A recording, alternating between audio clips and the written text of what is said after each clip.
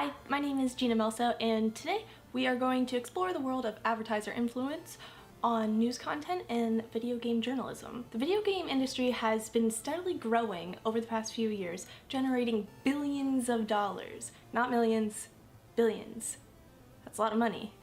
In 2013, the video game industry was a $21 billion business in the United States alone, which is huge because if you know anything about gaming, video games are very popular in places like Korea and Japan. So for the United States to pull in $21 billion, that's a pretty big deal. At least to the businesses, the companies in the video game world. That's not convincing enough. There are giant conferences worldwide where developers and journalists gather. So it's a big deal. Alright, so how do journalism, video games, and advertisers all come into play? Well, what journalists have to say about a certain game or a certain gaming console can ultimately affect the revenue and the outcome of certain games or consoles, leading companies to either bribe professional YouTubers, which aren't traditional journalists but are becoming a part of this world, and professional journalists that work among professional journalism or video game journalism websites such as IGN. In 2013, #Gamergate became an online movement. The term Gamergate often refers to several incidences in which video game journalists were accused of unethical conspiracy to suppress discussion of corrupt behavior and practices, meaning they were doing some sketchy stuff and they didn't want to talk about it.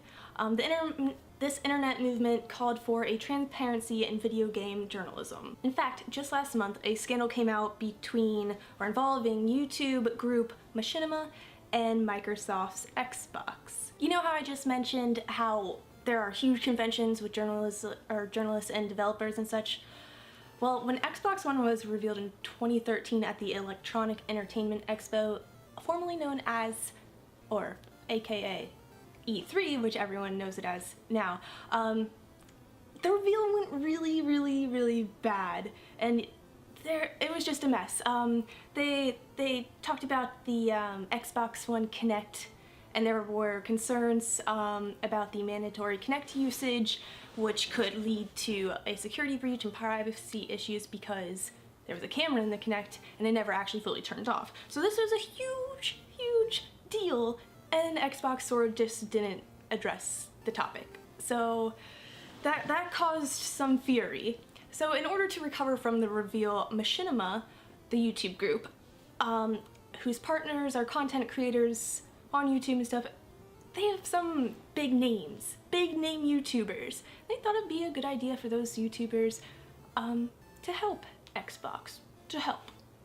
And by help, I mean they commissioned two of their big-time YouTubers, the Syndicate Project, who has 9.2 million subscribers, and Sky Does Minecraft, who has 11.4 million subscribers, to make a few videos, playing on the console and shining some positive light onto Microsoft's Xbox. No big deal, right? Wrong. Very wrong. In just 2 months, 300 videos were made, generating over 300 million views. 300 million views. Yeah, that's a lot of exposure. Syndicate and Sky Does Minecraft were paid anywhere from $15,000 to $30,000 just to make the video. And on top of that, they also made money off the views on the video itself, as they usually do. Now, these guys are not typical journalists, but that doesn't mean that you should completely write them off, because millions of people trust these known gamers, these successful known gamers, and what they have to say. After all, they are submersed in the gaming world 24/7. Why wouldn't you trust someone like that? It's always money. In another case of journalists being paid off, the popular news site IGN has been under scrutiny several times for either reviewing a game, exceptionally well when it turns out to be a fair or disastrous game.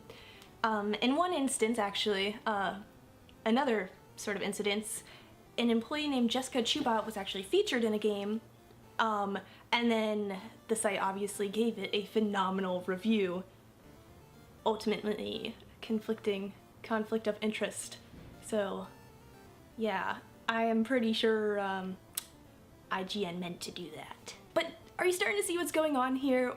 It's a never-ending cycle, no matter what field of journalism you are talking about or we are talking about. Somebody is being paid by someone or some people with a lot of money and a lot of influence, and these people are just being paid off to skew how they present their content about video games. And it's kind of sad, but thank God for #Gamergate to start revealing some of these instances so we can try to get it figured out as soon as possible. I'm Gina Melso, and thank you for listening.